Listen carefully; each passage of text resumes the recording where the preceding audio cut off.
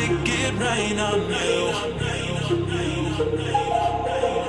I can make it rain on you.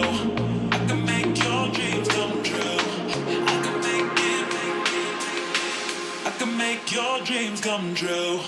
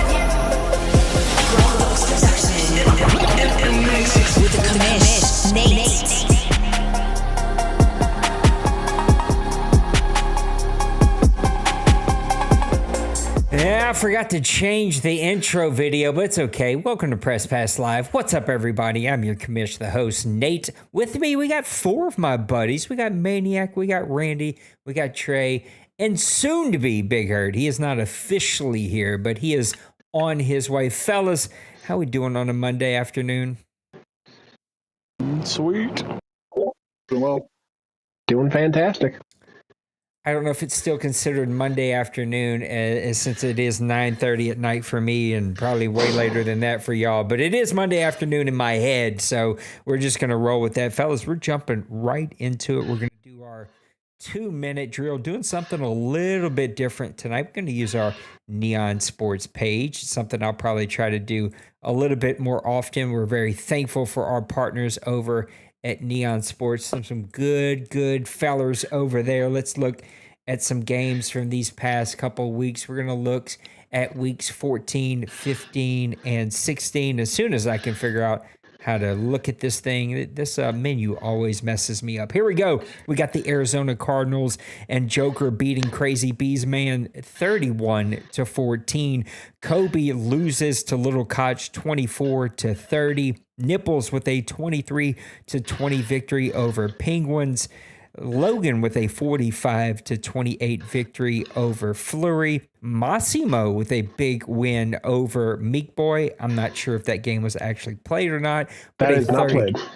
Well, there you go. That one was not played. I figured that score looked a little weird. D. Wayne, a 27-17 victory over Bronco, man. That was a good game there for the Colts, but those Cowboys, man, they're in the regular season. They can be tough to deal with. The Packers and Priest fall to Colin 49-28.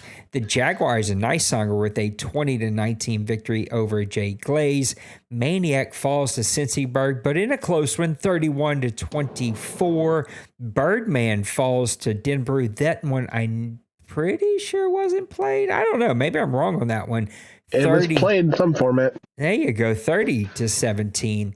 Tim with a 31-27 victory over Twinkie and the Eagles. We got the 49ers falling to J-Bows and the Raiders 33-31. My Saints come away with a 27-14 victory over Luka and the Kansas City Chiefs. And then finally, to wrap up week number 14, we got Big Hurt with a 17-13 victory over Beal.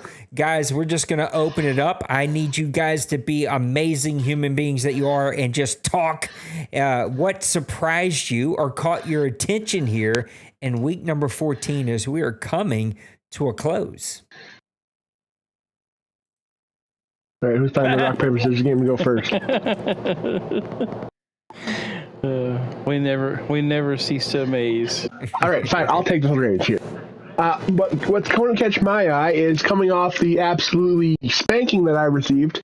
Nate keeps up his momentum, gets a 27-14 victory over Luca, keeps the passing game rolling effectively with 334 yards and 2 touchdowns, no interceptions, which is always good coming from Nate, because we know Nate, he gets on himself about it enough times that he throws a lot of interceptions that he regrets. The run game, ineffective for Nate this game, but still had enough offense with the receiving game, and his giant receiver named Oliver, who he just find the ball for 8 catches for 147 yards and a touchdown. Defensively, you have questionable stat lines, given no sacks and only 1 interception, but you kept him to 2 touchdowns. That's pretty impressive if you're getting that kind of stat line from a defense. And all in all, just keep the momentum rolling after, the game I don't want to ever talk about. This was a really good one. Luke and I had a good time in this one. It was one of those weird games where it seemed a lot closer than it felt whenever you were playing it. Guys, what about you? What caught your attention here in week number 14? I'll talk about the Chargers and Falcons game. First, real quick, the game against Dwayne that I did not play was a CPU game. There you go. That's right. You were still on the cruise. Yeah, I only missed 2 games, surprisingly, so it was pretty good timing. But Chargers Falcons, I just want to give Logan some flowers. He's had a bit of a slow start. He lost to Jay Glaze early. He lost to myself early, but he's tied for the first seed with the Colts and the Bengals right now. Had a pretty dominating offensive performance against the Falcons, putting up 492 yards. And Flory knows defense. He's a good defensive player. He had no turnovers on the day, it looks like. So the game like that, efficient offense, 325 yards on 79% completion is pretty outrageous. So I wanted to give Logan some flowers. Logan's playing really good football right now, so that was a big-time win and something he keeps up here as we'll talk about in weeks 15 and 16. Mr. Maniac, you're the last man standing right now. Yeah, so I kind of like sometimes I like seeing high-scoring games, other times I like to see defensive games, and the game we're going to talk about is the Vikings and the G-Man here, 17-13 game. This one was close. I know Bills had his struggles, just like a lot of us have this season, but he has kept a lot of big-time games close, and this is one where, the Vikings are positioned themselves to be the top wild card spot right now in the NFC, so to hang tough with the Vikings in this game was a phenomenal job for the Bill and the Giants. The one stat that kind of did stick out to me that I think that I've heard Bill talk about in the chat is Givens, his quarterback. He did have 3 interceptions. He has kind of struggled with the passing the ball this season. And I think a lot of guys have had trouble just getting timing down and stuff. I think that's what been like some of the discussions. But you have to hand it to the Big Hurt, though. He's been playing really well with his rookie back as well going into this season. So definitely, this definitely was a good game, though. And probably if anybody tuned in, it was one of those games that was back and forth defensively, and just whoever made the most mistakes was the one that got the loss here. And of course, that was the Giants. Yeah, the Giants, I feel like, outplayed him in a lot of different ways, passing the ball. It's just the turnovers that ended up getting Bill. And well, that's been a lot of our problem as we get through this entire Madden cycle. Let's take a look at week number 15.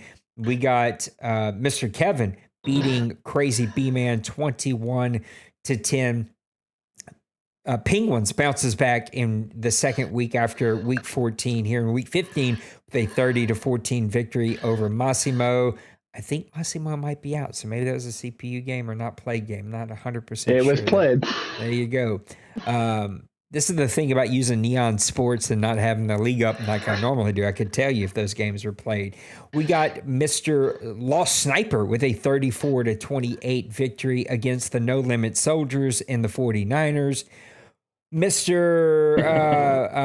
Jay Glaze. This is what happens when I have these small screens. These old 45-year-old eyes can barely see this. But Jay Glaze and the Broncos, they 17-14 victory over Flurry. Mr. Bronco Man with a 38-26 victory over Luca.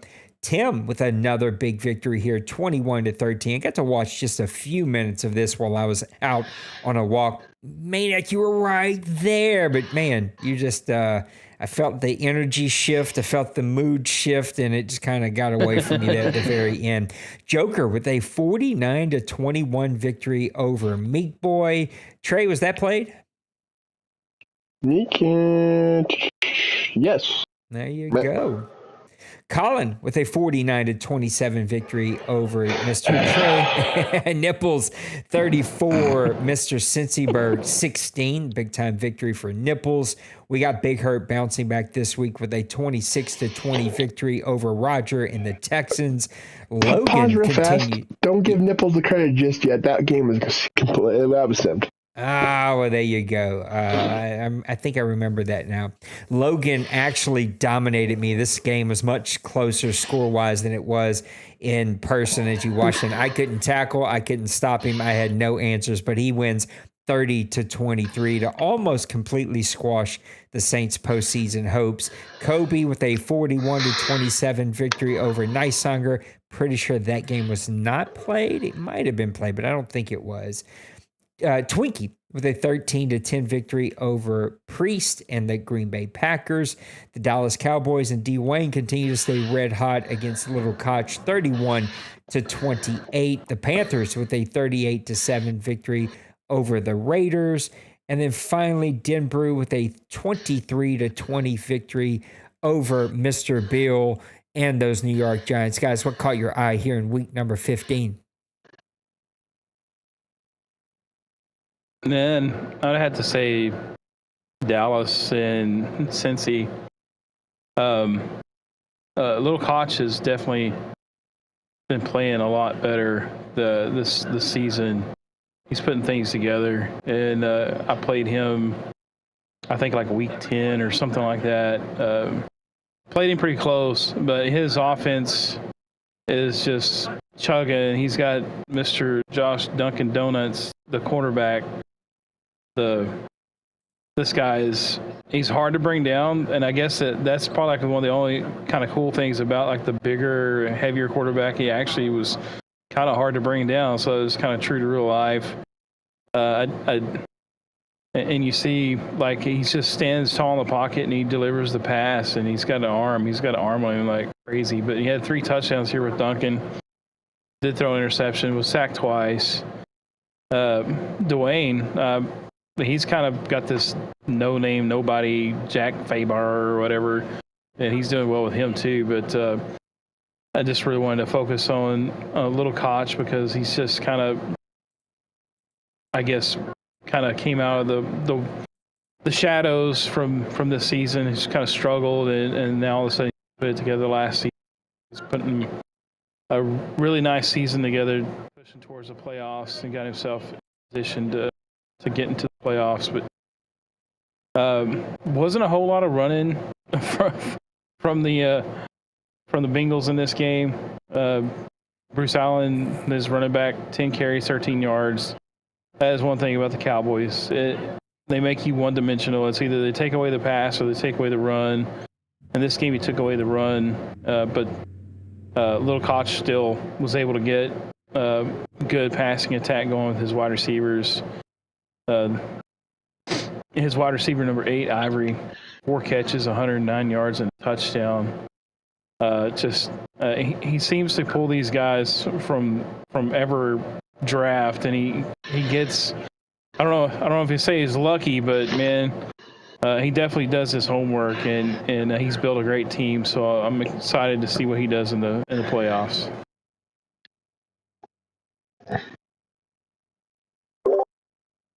I'll go ahead and talk about the Browns and Giants, I think it's pretty indicative of how good of a player Denbrew is. He had a tough start to the season. I know he missed a couple games because he had some work trip or something where he didn't have his console on him. But I mean, he's clawed his way back, and he had a big win against Bill and the Giants. So I know he's struggling, but he's a very capable, very good player.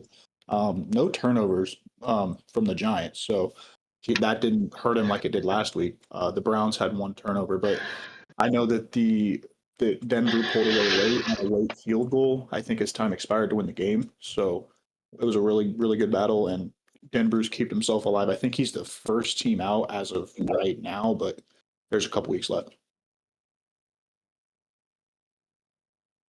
I guess that goes off to me. And in this one, it's going to be a negative and a positive all in the same aspect. Because I want to give Nicehunger a round of applause. Because, yes, you took a loss, but there is, as much as I love Kobe, I got to call him out. It's,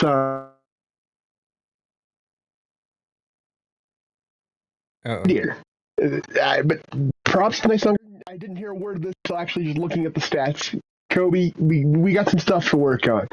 You know, you did well, you won the game, but your main running back, 10 carries. Your only other carries is 1-2 from your quarterback. Very skeptical. Receiving wise, a wide receiver on your team caught 5 passes. 6 passes. You have a tight end and a running back at 6 and 5 catches. Come on, my man. You've been here enough. You should know these things. Respect you. You got your win, but let's get the FPR back in track, because seeing that made me go excited to talk about this to disappointed.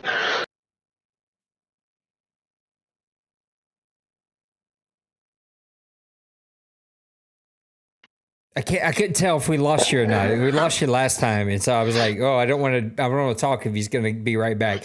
That was the more I looked at those stats, I don't know, and neither do you, because you can see it was played. Like, it feels like that might have been a CPU game, but who knows? Either way, that was kind of some weird stats in that game. All right, let's take a look at week number 16, the week that we are currently in. So only a handful of games still played right now.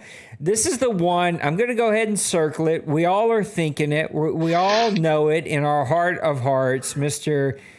D Money, he did let me know that he does watch the show. I don't know if he watches every week, but he definitely watched last week. D Money, come on, brother. I love you. There's no way that you're not tanking. I love Crazy, but Crazy's retiring because he can't keep up in this league because his body won't allow him. And you lost 24-21. You're clearly tanking. Like, it is very, very evident. But anyway, congrats to Crazy B, man. He deserves as many wins as he can get his hands on. Lost Sniper with a 44-21 victory over Penguins. Did we know if that was played? I mean, there's no way it wasn't played, right? I'm not too sure. It says it's played, so. Yeah, it was played. I was actually watching it. Congratulations to Lost Sniper. That's a big-time victory for him. Trey beats on the Lions, and Tim, thank you so much, Trey. 26-16. Chicago did get a CPU game in this one, 45-6. Birdman is out on vacation. Maniac with a 28-14 victory over Nicehunger. Denbrew with a 21-17 victory over Massimo. I'm starting to think maybe Massimo's out, and maybe that one wasn't a real human game. Not 100% sure on that one. Roger with a 31-10 victory over Bill and his Giants. Bronco Man and the Colts with a 38-14 victory over Priest. And that is going to wrap up the games that we have here in week number 16. Maniac, what caught your eye? I'm just going to start calling on the first one. After that, y'all got to have something ready to go. Yeah, I guess we'll talk about the Patriots and Steelers. I know, talking about the AFC East, my brother over here, Lost Sniper, he is... really, I mean, the Patriots, they did him no favors, and EA did him no favors to start the cycle off, and he's done a tremendous job to build this team, brought in the import quarterback, and he's just built a solid roster, and he's competed really well. He's absolutely had a couple games that just did not go for him. But I mean, you look at this game though, and Rusty Starr, four touchdowns, 213 yards passing. He's only sacked once, 66% completion percentage. And then Trevor Lawrence, he actually lost the turnover battle here. He had 3 interceptions thrown. That is one thing. Like, it seemed like a lost sniper, and I think he'll probably attest to this. It seems like one game his defense won't play up to par. I mean, he's got a couple of cornerbacks that would D Money would probably drool over. But just sometimes they don't play like it. But this game, it looked like they were on target, playing the way they were supposed to, making the plays, and definitely making it more difficult for the Steelers here. I'm really Penguins has kind of had an up and down Madden this cycle as well. He gets things going, looks like he gets a team put together, and it just kind of falls apart on him late in the season. And I don't know if that's kind of what we're watching here, making things interesting for the last wild card spot, obviously. But man, you got to give Loss some credit. He's probably only had 1, maybe 2 winning seasons, but he brings his A game every game, and this was one thing I told him the last game we played. And no, I'm not trying to bring slight to anybody else, but every time I play him, I know it's going to be a legit fair play rule game, no question about it. And we always have a great conversation afterwards, after our games, no matter who wins or who loses. And he's just a great owner here. You guys ever play the game Two Truths and a Lie? We're going to play 2 lies and a truth. Big Hurt said he was going to be here tonight, still not here. And Maniac said, I'm sick. I'm not going to go very long. But my guy is getting it out of him. He's starting to get the energy here in the OMFL. We'll do that to you. And the truth is that Nate said that Titans game was probably a CPU. And Nicehunger did say in the chat it was a CPU. Randy, what caught your eye here in week number 16? I'll go ahead and talk about the Detroit Bowl, the battle for Ford Field, I guess. Trey only wishes. Oh no, I still own my parking spot there. It should have been the game the winner gets them in Madden 26. That would be interesting. I remember when that happened in the toilet bowl game. Tim was like, "No way!" I'm like, "Yeah, I don't blame you." But, and then I proceeded to beat him with a hooker. yeah, no, I think it's Love you, Tim, but it's always fun watching you two play because there's not like animosity is not the word I would use, but like you both like the same team, you both love the Lions. I just think it's fun to watch, and you both leave it all out there when you play. And I think it's a big win for you, keeping yourself alive if things go perfect for you. But you haven't had quite the season you wanted. But I think if you stick with the Commanders, you'll you got a solid squad to build around. But I mean, only 1 turnover on the day. When you win the turnover battle, 9 times out of 10, you're going to win the game. So capitalize there. Good win. Well, I already told my talking point because I was about to talk confidently with myself after having been outscored. There's no taking somebody's 27 point. My last 2 games. You just go. If you want to talk about the same point, you just put it on. No, definitely it was me knowing Tim. I had previous experience. It's the Jameson Williams deep ball that always beats me. And I got sticky this game around. I very much was using my corner every time I thought a deep ball was coming. And I locked down Jameson for a majority of that game, and where it really didn't matter if I locked him down enough. The game was pretty much over. It was just ineffective. My offensive line sucked as per usual, but Garvin was able to power through as well as a few passes I needed to Nakua and Cruz to help seal off the game. But Tim's proved why he's up there holding off that last wildcard spot from you and me, Nate, as we run into the final few weeks here. Yeah, speaking of coming into the final 2 weeks here, I'm trying to see if, again, I don't do a ton of neon sports here, but I think this should be able to do it. We're going to go conference here. Let's talk playoff predictions. I'm going to go by Bill. I feel like Bill puts in a lot of work to get these right. We're going to start with the AFC first and then work our way over to the NFC.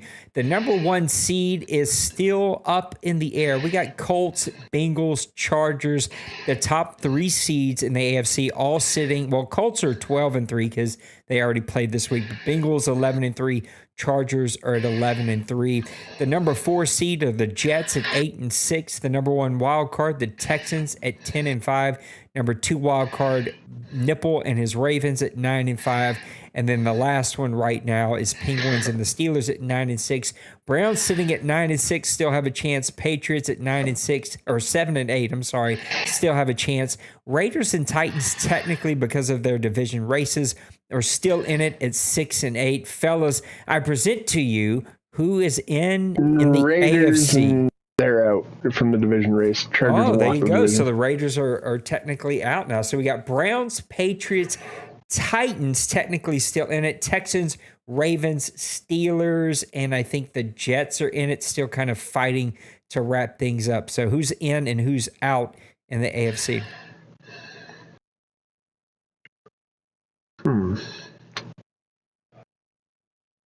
I would love to say that we know the entirety of it. If I say that, that means as much as I want that to happen, I'm too competitive to let it happen willingly. So, assuming that the teacher can find a way to beat his student again, I'm going to say that the Browns sneak in over the Steelers. Ooh. Because I'm going to hope that, I can rightfully rate my ship to the playoffs somehow, even though I don't want to. We'll go that way. But other than that, we're keeping the rest of the teams in. I'm going to sign this division right here because I think I called this one at the very beginning when other people did not. I said the AFC North was going to be a tremendously fun division, and you can see it here: 11-3, 9-5, 9-6, 9-6. This one's going to come down to the very end, and one of these teams probably are not going to make the playoffs.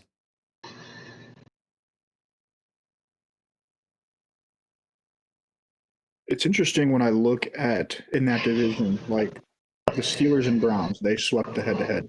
Or, I mean, they split the head-to-head. The Ravens and Browns also split the head-to-head.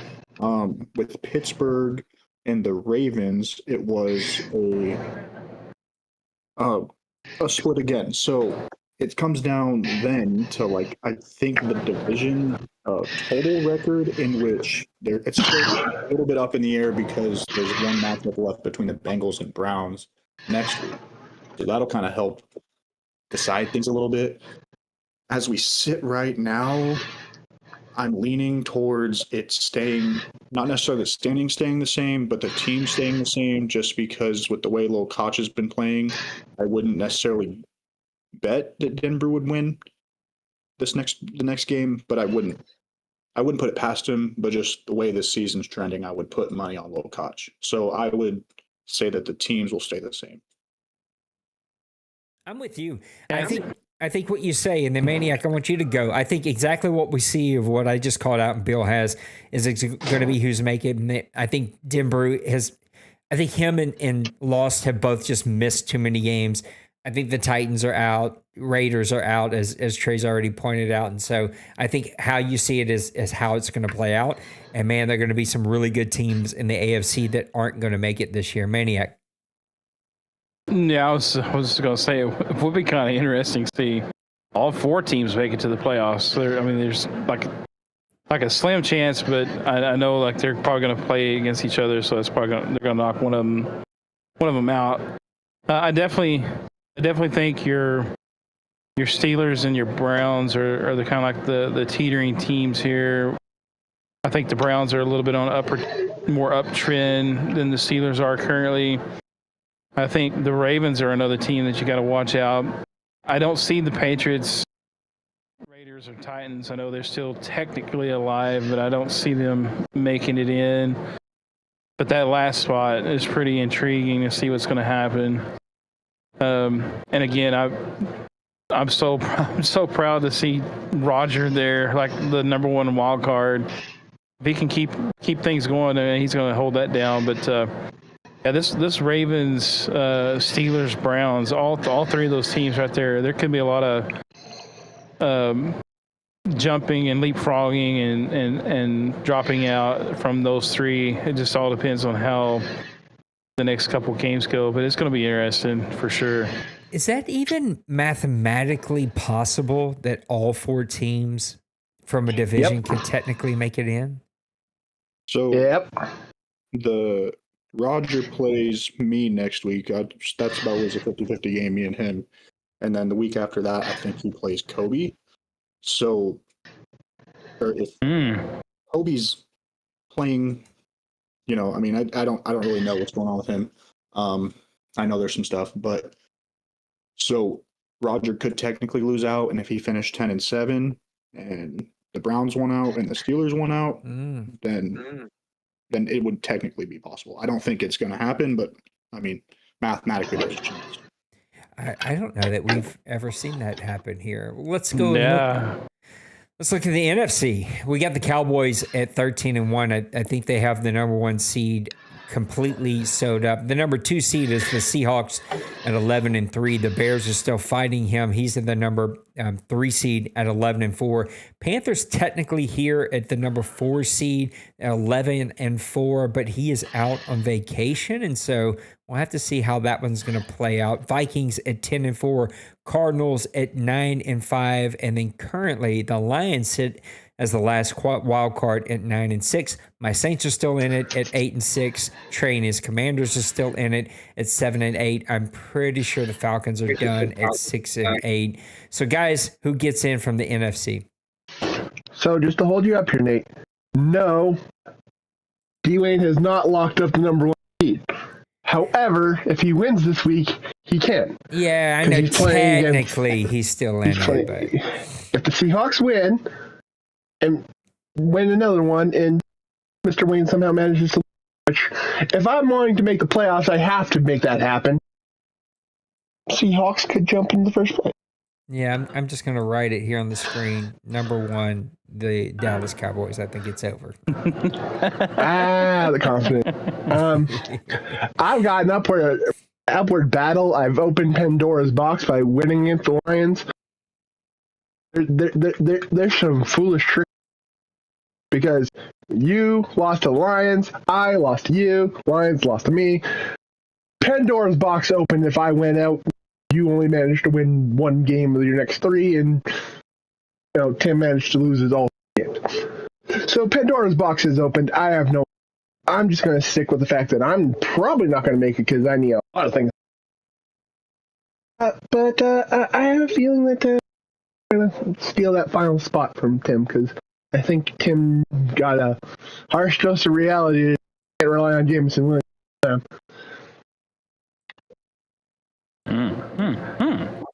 I would agree. Looking at the tiebreakers and who's played who in the remaining schedule, I would actually predict that the Lions and the Saints make it, but the Cardinals miss it. So the Cardinals play Big Hurt, and they also then the week after that they play Seattle and Meek Boy. He could win both of those games, but if I was betting, I would bet on the other 2 teams. And while Nate could lose 2 of his last 3 games, I think he's going to win at least 2 of his last 3 games against the Broncos and the Rams. And you have the tiebreaker over Joker. So that you being 1 game back, that would put you tied. You have the tiebreaker. So I would keep the Lions in, and then the Saints slide into the 7. And the Cardinals fall out at 8. Yeah, that's kind of what that was what I was looking at. The team that I was kind of thinking had the better chance to get knocked out was the Cardinals, just for simple fact the next 2 games. Now, he did just beat the Seahawks 49-20. Yeah, 49-21. So he's got 3 games to play, so he just needs to win one of those. Mm-hmm. But Big Hurt, Big Hurt is like one of those guys again that'll play down and dirty football. No, I'm not saying like breaks rules, but he just like he'll grind out that game against you and make you earn everything that you got to get, and more than not, he's going to make you make mistakes. And I think we're probably going to see that one possibly be a toss up for a loss, and also the fact that I know I don't have home field advantage on, but sometimes I still think games at home for certain guys just tend to play differently. They're in their own situation. Seahawks, again, he just lost. He's going to be looking for kind of like a little bit of maybe revenge, at home. And so that could be two they could possibly lose. So I'm thinking that that's what's going to happen. It may not. He may win out. He may go 3-0.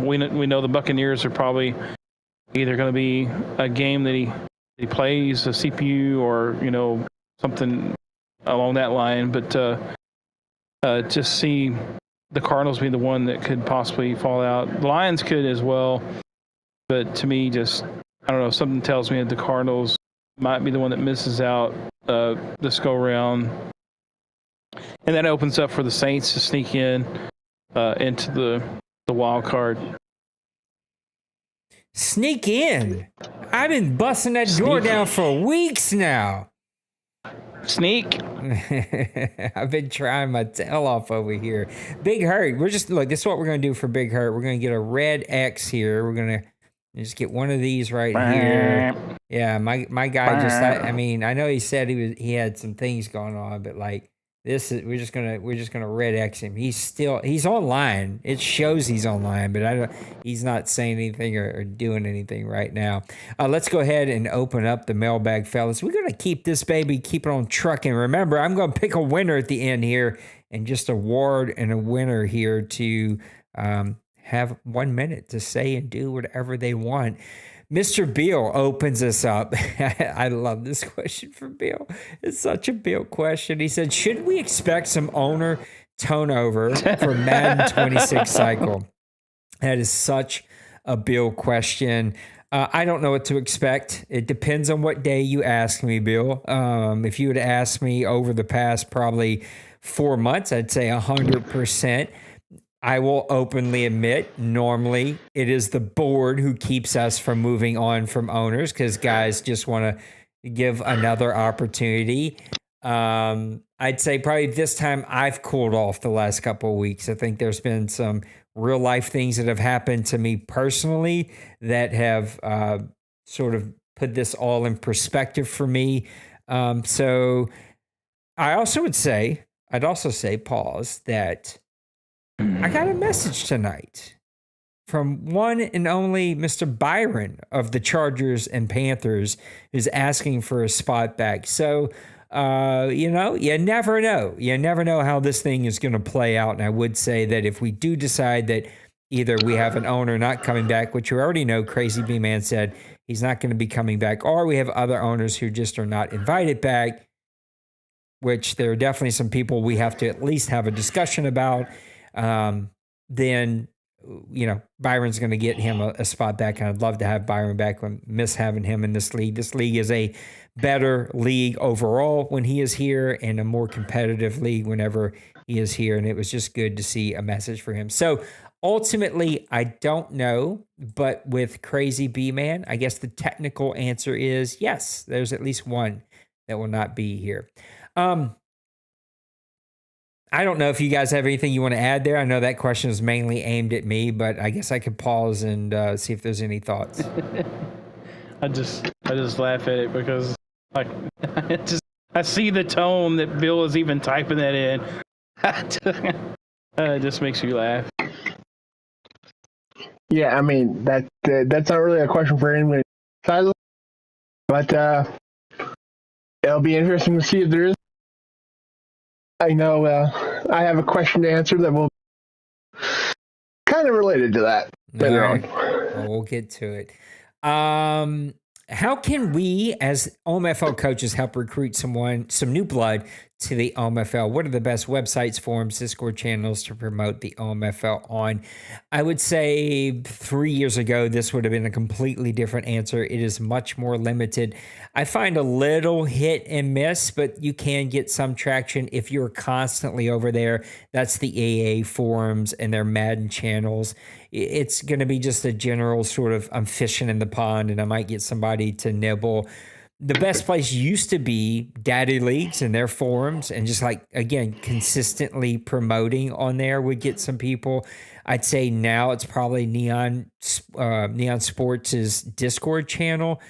I don't know of any other Discord channels. I'm sure they're out there. I used to be in League Crawler. I finally just left because I was sick of the bot trying to post porn everywhere. And I was like, okay, I'm out of here. Twitter, anytime you can hashtag on Twitter, tag on Twitter, that's going to get some traction. What about you guys? Any help or any websites, Discord, or things that you think would be a good place to promote on? I'll give a different type of answer for this. So for me, the best advertisement, the best sales is word of mouth. So Yeah. I came here because Shocks fan, most of you probably know that, but Shocks fan, the Chiefs owner, is my real life cousin. So that's how I got here. My little brother is in the Deuce. It's ex James. He was Boise State last year, and I think he's first or second on the waiting list for the OMFL. So I think you might be first.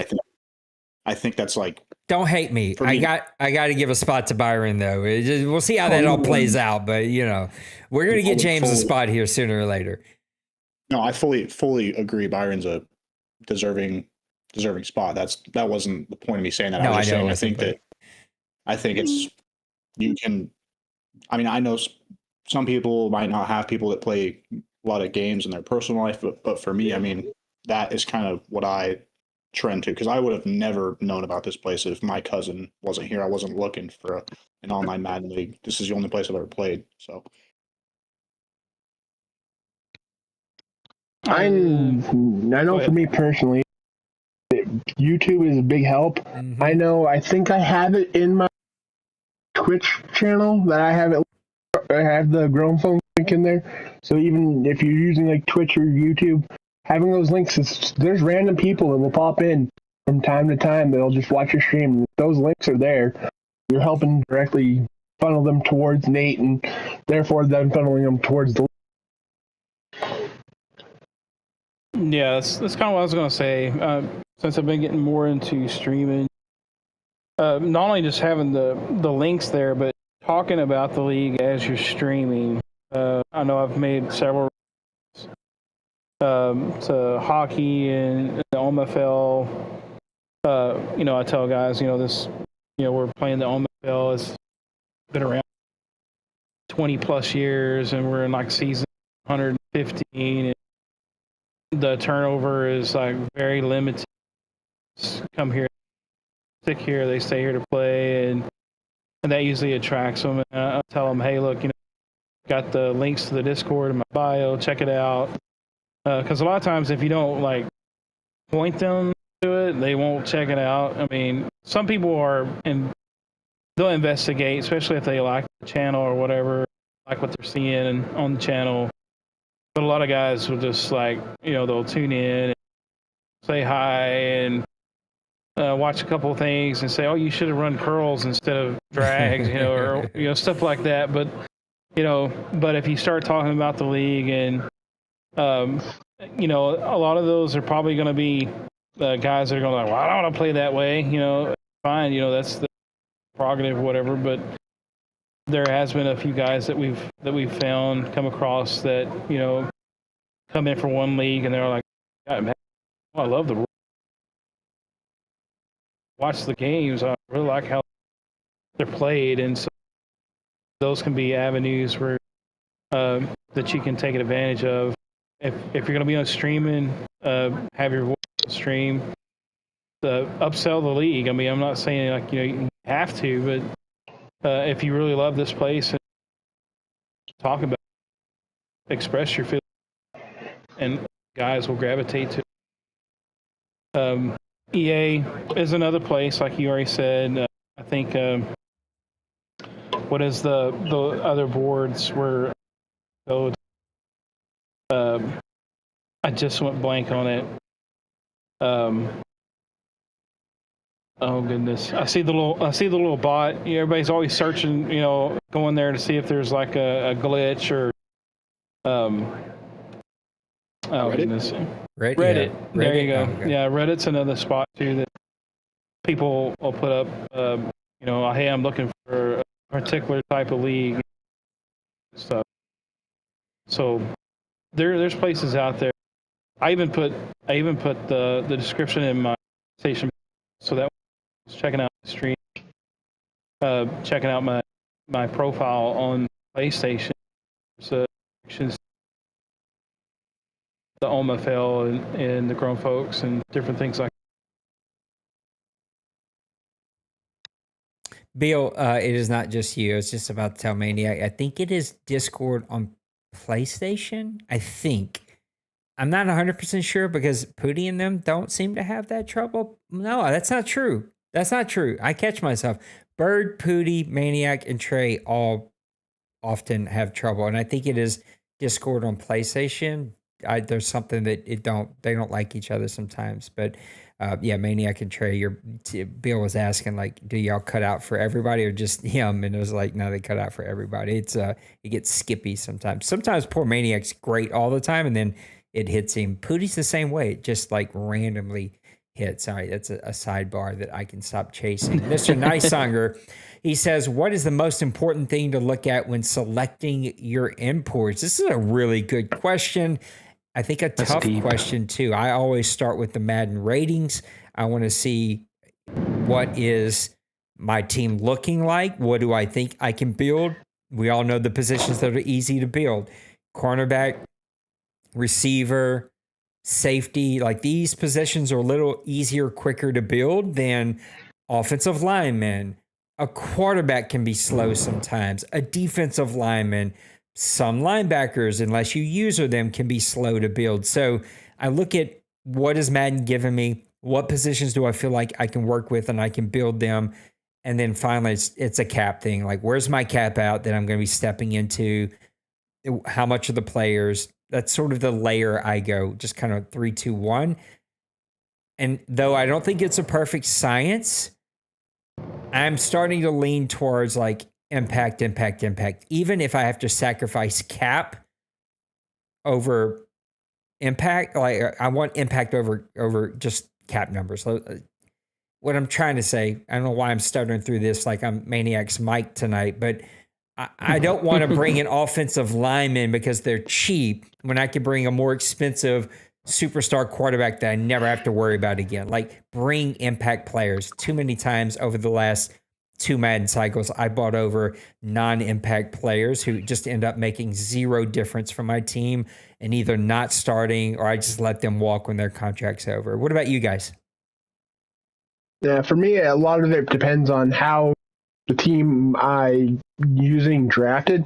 Because if they draft like a superstar or a couple of players from a certain position, I don't really necessarily want to bring in that position because it's going to hamper the development, and B, it's just going to clog the cap space up in a position that I have youth in that I know I have for 4 and 5 seasons, which is tend to be our usual cycle is 4 to 5 seasons.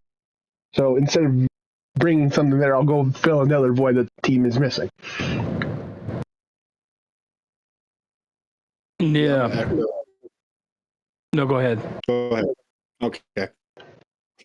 I'm going to echo what you guys said a little bit, but put my own little twist on it. I think what Nate started off and said with the financial aspect, as well as kind of what Trey said, looking at the team that you have, I think you have to do a good job of like how smart is it to bring a corner over if you're, say, the Jets and you have Sauce Gardner. Not that you can have too many corners, as we've seen proven, but versus if you have a good linebacker and the Jets linebacker core is weak, what's going to make more of an impact for you right away versus are you wanting to develop guys? So I think that's something you want to weigh. So when I look at impact, I look at team fit or team need, I guess I should say. So just kind of echoing what y'all said. And just one thing I also, the incentive queue. I know this year it got up to the overall. Normally it was like an 80 or below, I believe. It's going to get Now I bumped think again. Nate has it set up to a 90 below. Yeah, it's going to get Correct bumped me if I'm again. So it's unlimited. It'll be unlimited. I think last year was unlimited 90 and 75 or maybe 80. I think this year it's I going think to be 80.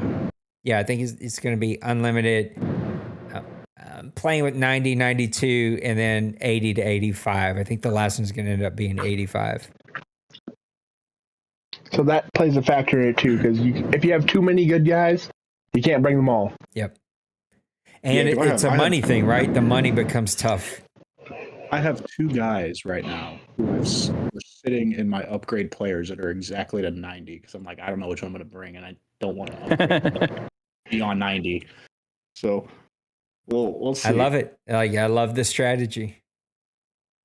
Yeah, I was thinking, say, like, so for me, it's like looking at what you're getting in the next Madden. You know, they haven't released much of anything. We did get team ratings. I do yeah, know they some were- rookie ratings. They were fake. Thank you, Muttley. Yeah, they weren't real. No, these ones were.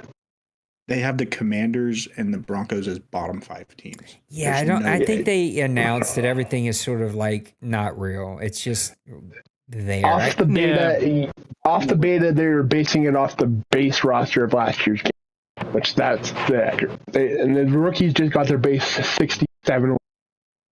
However, Muttleaks has gotten a hold of the database. We do no rookie rating. Well, there you go.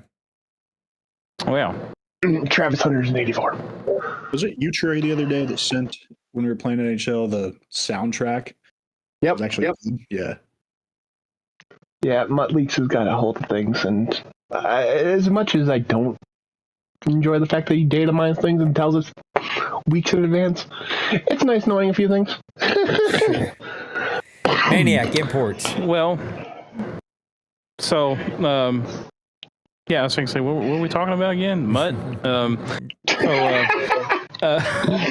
What are Such a you getting the perfect next name of Madden? that For thing. instance, I had to use my myself as an illustration. The plan is I'm switching teams. They did release the team ratings. You know, you're going from the Buffalo Bills that are, I think it was like 89 overall rating or something like that, 90, somewhere close like that. To the Cardinals are second to the last overall rated team. So you have to look at, like, again, like you say, your roster, your salary. Buffalo Bills salary, they're cap strapped. I mean, they made some room, but they are cap strapped. So if I say, for instance, if I stayed in the Bills, I would probably be taking either guys that I'm fixing to draft that are cheaper. Hopefully I got some hidden dev guys, fast guys. And then, but like you go to the Cardinals, from what I've kind of looked into, they have a pretty good amount of cap space.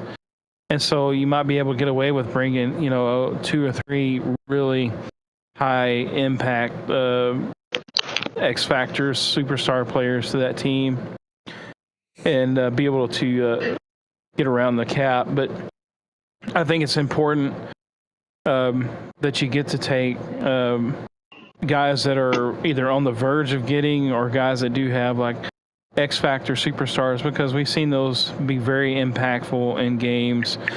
And not only that, but like you said, offensive lineman, defensive lineman, I really think a lot of those guys, the first draft, you can focus on those and get the guy that you can build for the rest of that cycle. But you want to look at taking skill guys. I think skill players as far as like cornerbacks, wide receivers, extremely great tight ends. We saw Dwayne take a tight end, 2 Mads in a row, and he just dominated with that tight end all the time.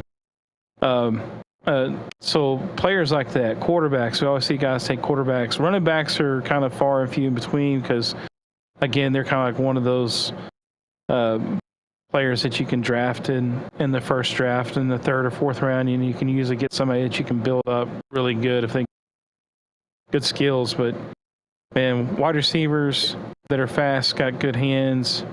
Those can be, if you get a hold of one late in this Madden, you have to start thinking like, yeah, I can take him over.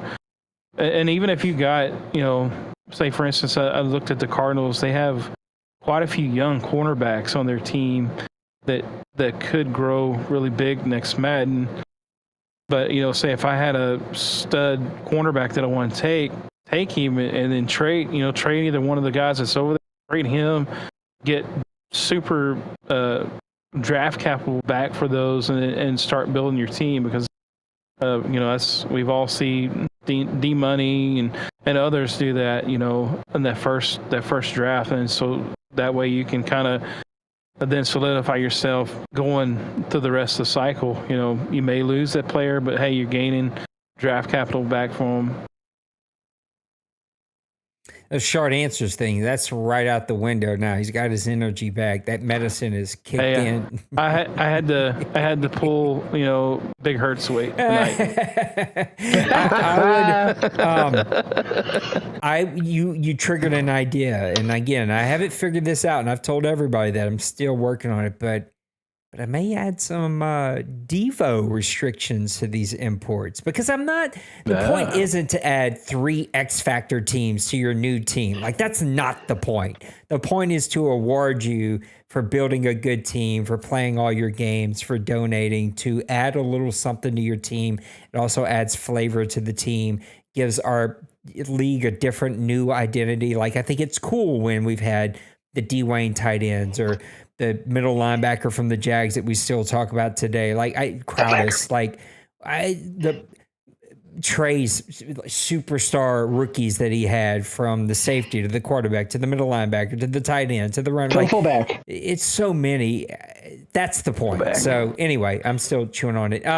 Mr. Nicehunger asked, I think it was Nicehunger, what 9 or 10 win teams do not make the playoffs? My list is Browns, Saints, Commanders. I think that's going to be my list. Who would y'all add to that list? Browns, Saints, Lions. Well, if Saints don't make it and Lions don't make it, who makes it for you? Hi. Oh, okay. He set himself up. All right. I will have the confidence in myself. I will say, Tim and Trey are cut from the same cloth when it comes to talking about their own team, bro. That's why when I joined the hockey team, it was not a surprise that Trey was not only center, but he was also the leading scorer on the team. So that was not a surprise at all. Oh, Trey loves him some Trey. Occasionally. Randy, who would you add to that list? For me, based on the scenarios that I kind of walked through earlier in the show, and like the standings, the tiebreakers, if it plays out how I think, I'm going to say Browns finish 10-7 and miss it, and the Cardinals finish 10-7 and miss it as well. That'd be my 2. I don't know. I'm thinking Steelers. I think they miss it. I'm gonna go ahead and go back with what I said. The Cardinals. I think those 2. They seem so far this Madden, they've kind of struggled late in the seasons, and always like right to the very end trying to get in when they had the lead and stuff going into the last 2 or 3 weeks. But yeah, Steelers and Cardinals, I think, are for me. Cincyberg says, Trey, are you keeping the Commanders or trading them?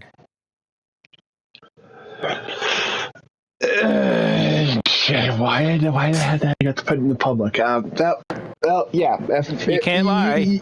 You can convince me into trading them. If you can't convince us there, but if you can convince me to trade them, I'm trading them. Cincyberg says, do you feel... He's trading them. Do you feel like some teams try just to get to the minimum run numbers and go pass heavy after? Is there a way to fix that, or do you just have to deal with good? Wait, sorry. Or just have to deal with good with the bad type. Oh, okay, I don't know who's trying. Do you have to just deal with it, or is there a way to fix it? Is ultimately what my guy Cincyberg is trying to say. English language is not his deal. It is just winning football games. I would say yes, 100%. People definitely find the minimums, they hit that, and then they back up. I think the other is true. I think guys here 100% abuse the tight end on the first drive of the game to score a touchdown. Some guys with really good tight ends abuse them in the first half and then back off. Some guys will abuse the tight end, the fullback, the running back, the first drive or two of the game and then back off.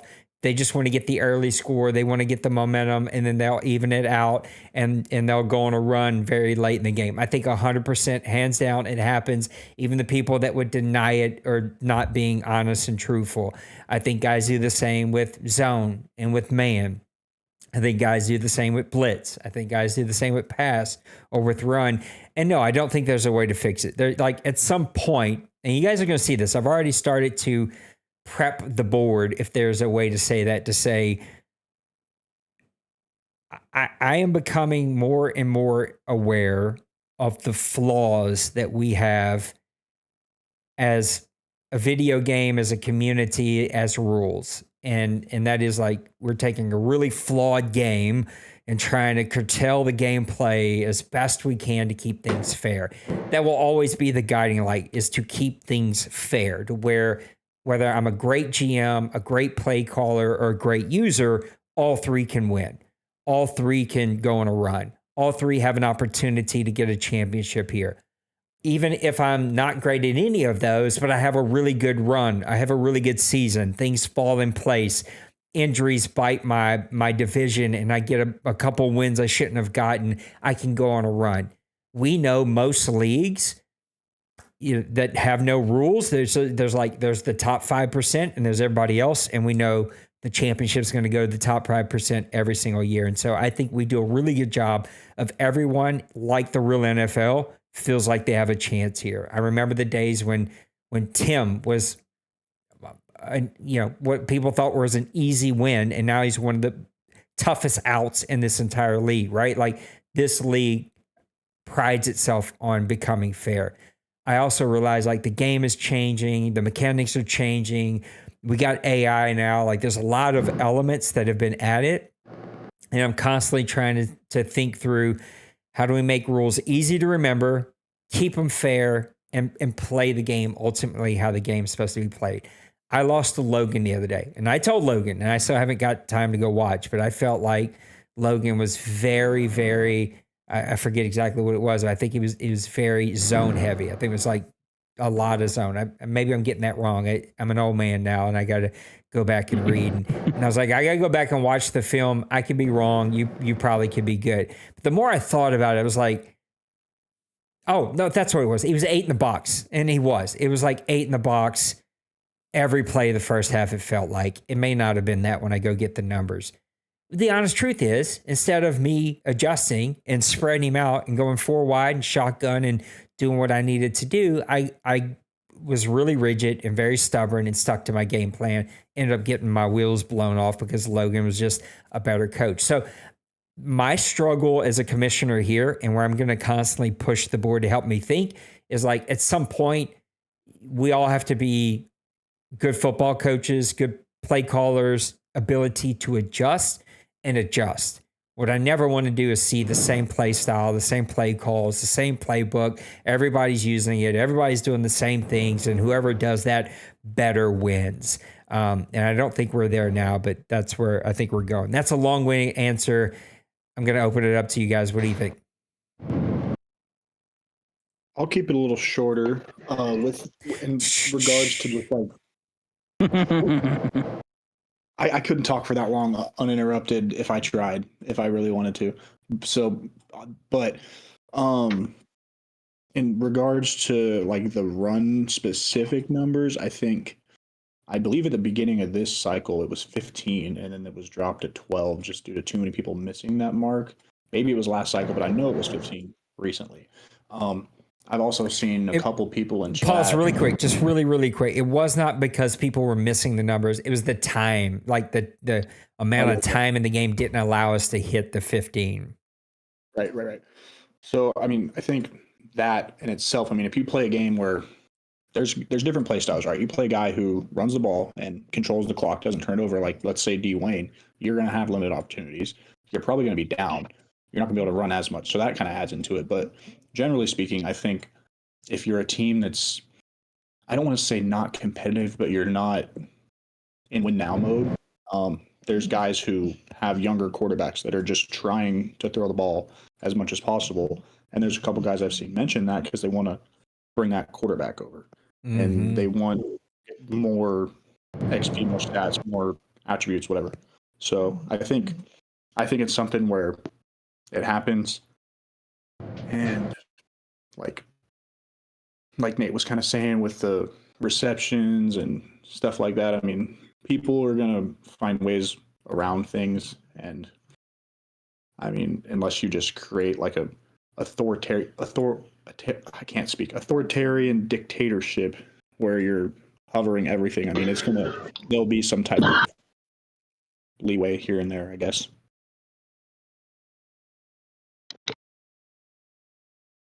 Yeah. Go ahead, Maniac. No, I was going to say, man, we've yeah, I got the timing like of a bunch of sewer rats trying to learn how to ballroom dance. I'm on vacation, okay?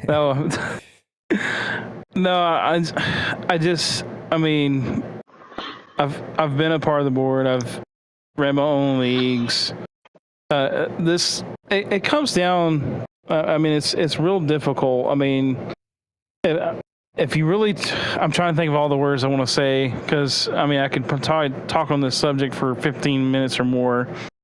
But it just it's just one of those things where the game's evolving. It's not like what it used to be like 10 years ago when I started really playing online leagues and stuff, like the pro formations, all those things were like really like key parts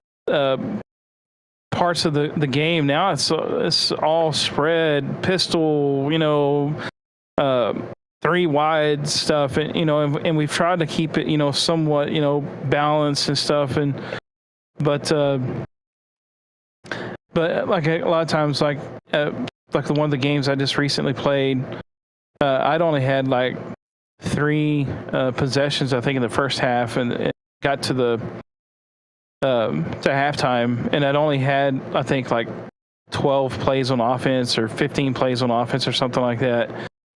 And I think like 4 of them were runs and the others were passing because one, my offensive line sucks at run blocking. I can't run the ball to save my life right now. It seems like I'll try, but sometimes just things like that can kind of dictate like, okay, my guys are better pass blockers than they are running. I still try to get those numbers in, but you get behind, you trying to play to your strengths that you have on your team, and you get behind, and then all of a sudden, like, oh, I haven't run enough, and so then you're trying to get back in the game, and then also run 3 straight times to get your numbers back, and the same thing can be said about guys. I mean, if you look at it that way, guys throwing to the tight end and to the wide receiver.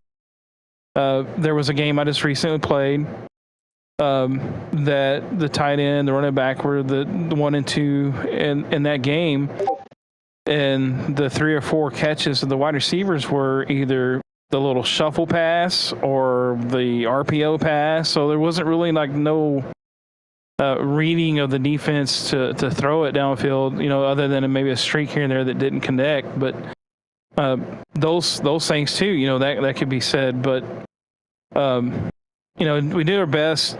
You don't want to make it overbearing, because then it's like, I'm not having fun. We've had those discussions before in the past where, things weren't fun because you had to keep the rule book open in front of you, because I can't do this, I can't do that, and there's got to be somewhat of a freedom to call plays. And the same thing, you're expected to be on defense, and you got to make the adjustments to make those stops. And yes, the game is flawed. If you've watched my stream any of this season, you hear me talking about how the game's flawed, but we do our best. And ultimately, have respect for each other. If you're noticing in that game that the guy's trying to run and he can't run the ball, probably just expect him, to try to get the minimum and then go on and try to at least be competitive. That's just my take on it, though.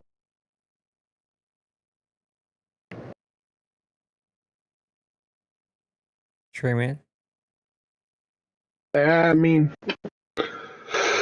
you really have to play. Do you want to be restricted completely or a bullet? That's what it comes down to, because you can say, well, everything has to be 50-50 done. You have to have 50-50 run, 50-50 pass. People are going to get upset. People are going to get frustrated even more, and it's going to cause even more chaos. Or you can, deal with the bullet that we got. People will get to those 12 runs and they'll stop. And then they'll just pass all day on you. That still goes against the rules of 50%. But it's going to happen. There's going to be games where like the game against Nate. I wanted to just... I was done. Same thing happened against Colin. I wanted to run at the point. Colin threw up a pass. My defender just didn't even play it and gave up a touchdown that shouldn't have been a touchdown. I literally told Colin, run the clock out. I'm just running the ball because it just wasn't willing to have it play out anymore. It happens. This game can get very challenging and can demoralize you very fast. So people are just kind of trying to want to get the game over with. They're gonna want to. It's one of those things where you got to pick your choices, and when the battle is efficient to say, okay, this is a problem versus okay, this is just somebody trying. Yep, I think that can be tough at times. All right, let's wrap it up. My last discussion question, round table. You guys just go. Whoever I feel like makes the best point throughout tonight, you're going to get your 1 minute mic drop to talk about whatever you want. And the question I present to you guys tonight is, who has been the most impactful Madden import this entire Madden cycle? So this is a player that came over from Madden 24 into Madden 25. Not worried about what they did in Madden 23. If there's any of those players, who's been the most impactful import in Madden 25 from Madden 24? I'll jump in off rip and say Dwight Nowak. If that's how you say his name. Nowak. Quarterback for the Browns. I mean, every single season he's at the very top in passing yards. If you look at his stats this cycle, the only season he didn't throw for over 4,000 yards was the first season. He had 3,800. He has had a positive... First two seasons weren't great, but he's had 27 touchdowns plus each season. He does kind of throw a lot of picks, but, I mean, he took him to an OMFL Bowl. He's been a top dog, consistent. I think looking at him, he's probably, in my opinion, been what I would consider to be the best overall import, especially when you consider he had him on a lower contract for part of the cycle, which helped him build that team a little bit. That's a good one. I'm going to go with a guy that has helped revolutionize the offense of this owner here. Helped him get to playoff that we've never seen him get into playoffs, and that's going to be the Texans wide receiver Brandon DeMarco. This dude is a defensive killer, and Brandy can probably will give thumbs up to that. I don't know how I didn't think of that. And he's got 98 touchdowns in this game since he's been brought over. He's had a season where he had 24 touchdowns, 22, and 22, and the season's not over with. So he's going to have, I guarantee he's going to have over 100 touchdowns with this guy in this Madden before. I mean, that's Hall of Fame worthy. And he's had over 2,200 yards receiving 3 times, almost 2,500 yards in one season. So it's just, he is a beast. He is a man among boys. So, yeah, you can't go wrong with Brandon DeMarco. He is the all-around wide receiver. Well, since the kind two gentlemen over here want to bring 2 offensive players to the thing, I feel it's right that I bring,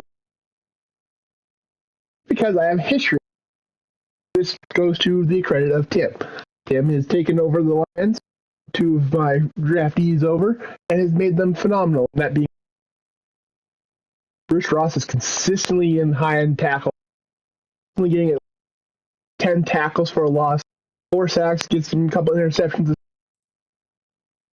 and, all around havoc as an outside linebacker. Then you got Deontay Scott. Man is just a ball hawk. That man will find the ball. He's consistently getting, towards the 8 interceptions. He's had a few slips-ups in the season. Getting 60 tackles from a corner. Impressive. Getting some TFLs in the mix, even better. But also having a guy that's consistently around a season is phenomenal. Add to the fact that he has added from his cornerback position is phenomenal. I'm sure those 2 guys' names will be knocking on Mr. Nate's doorstep for Hall of Fame nomination. Yep, I think you're 100% correct. Those are all really good ones. I would throw 2 more out there for consideration. I think if we sat here, we could probably find a lot more, but you have to give Brad White with the Seahawks some kind of achievement. I mean, I know he hasn't won in the playoffs. This guy has probably been the MVP of the regular season, hands down, for the last 2 cycles, much less this past cycle.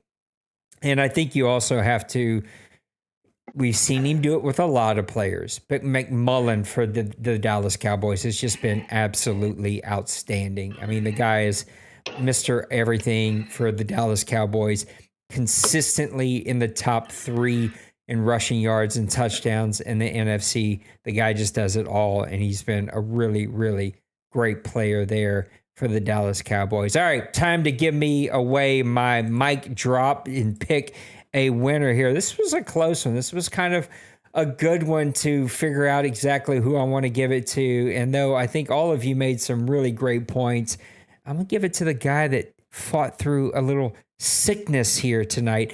Mr. Maniac, the next 1 minute is yours, buddy. Oh wow! I was like, man, just make sure they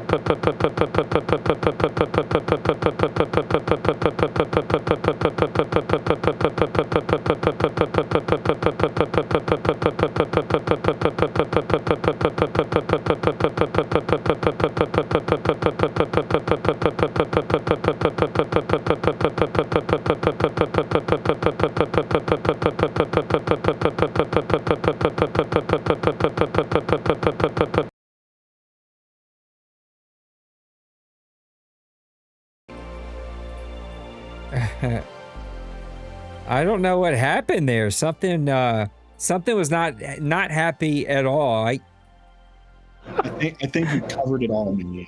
Yeah, I guess. Something glitched out, but I reset it. So let's try this mic drop once more, Mr. Maniac. I was just trying to make sure it was off mute when I started talking, and then it's on. Man, I am probably ready for this Madden to be over with. Probably as much as everybody else, and but yeah, I have struggled, especially starting off strong to start this Madden cycle. Starting this Madden cycle off, and then having the struggles and stuff. But I will say I've enjoyed seeing guys that have not had success before have success, like Roger, and he's always the one that comes to my mind because the dude has been so faithful and struggled through everything, but yeah, he's having some success. So you know what, that gives me hearts and good feelings inside, for him. And I know there's others that have kind of had some better seasons that have struggled in the past. So, but I am so ready to get started on the new Madden and the new college football and see what they've actually, they're talking things up, kind of making you like, kind of interested, kind of hopeful, but just kind of laying back with okay, don't get too crazy about it because they've let you down before. But I am quietly excited to see what they've done in the new game. So we struggled with the mic drop tonight. Trey was whispering to himself something. I don't know what he was saying exactly, but he was not happy with your comment. I was giving you a hard time. We got to do better with our mic drop. Maniac earned his 1 minute. We got to give it to him, guys. It has been a pleasure. Let's finish strong. You're getting a lot of CPU games. I get it. We're getting deep into the season, and for people's seasons who are over and you just don't care, like, I get it. But none of us signed up to play the CPU. Like, the tone behind you can have a CPU game drives me nuts. I didn't sign up to play the CPU. I have no interest in playing the CPU. I just don't want to waste an hour and a half of my time playing a game I don't want to play. So you signed up. You need to try to play your games as much as you can. For those of you who are fighting through, time off and vacations, I appreciate you. I see you. And Maniac's right. I'm super pumped, and I don't care what people think. Don't be pumped. That's your prerogative, but I'm pumped about the new college game. I'm pumped about the new Madden. It looks spectacular. Everyone who has touched it has said it is the biggest leap in Madden that we've ever seen before. So I'm buying into the hype. It may still suck, but I'm excited about a new game that I've been playing for literally 30 years, 35 years of my life. I think the first Madden dropped when I was a wee youngin'. So I'm not an evil person for enjoying this game. And cool, if you don't enjoy it, don't enjoy it. No one's making you enjoy it, but I do. And I'm looking forward to it. I can't wait for it to drop. A lot of games dropping this fall, this next coming spring. So a lot of fun things to jump into. Maniac's got the NHL league rocking and rolling, NHL team, I should say, not really a league that's going. We're trying to see if we can get a coach league going for the summer, though there won't be much summer by the time this league is over with. The college football season will be out. And I'm still trying to get my hands on college football and the next Madden. The Maximum Football is out, and so if you're into that, go try that out. It's okay, it's a fun little different thing. It's not a competitor. Let's just be honest; it's not competition for Madden, but still a lot of fun. No. So a lot of things out there. Go try them out. Make sure you check out the different leagues and opportunities we have here. There's always a group of guys playing shooters. Lately, always a group of guys playing NHL. Looks like we're trying to get MLB going again. So there's tons of things for you to jump into. Guys, I love you. I appreciate these three guys for jumping in with me tonight. Mr. Big Hurt, we missed you tonight, but hope everything is great at home. Poor D-Wayne got called into the work again, and so he wasn't able to join us, but I can't wait till we come back with you again next weekend. I am going to try really, really hard this postseason to not play shooters, which is my reset. Like, I enjoy playing shooters with the guys. It's like my reset every night, and just call some games with Mr. Maniac or with just myself. I don't know. We'll see how it goes. So I promise I'll try to do that here. Now? Sweet. You said you were making the playoffs. I left you out because you said I'm making the playoffs. So I was going to let you go play the playoffs. He wants to commentate his own game. That's it. Trust me, he does do that if you go watch his streams. Guys, I love you. Take care of yourselves. Know that you matter. I can't wait to see you on the next one. Until then, God bless. Peace.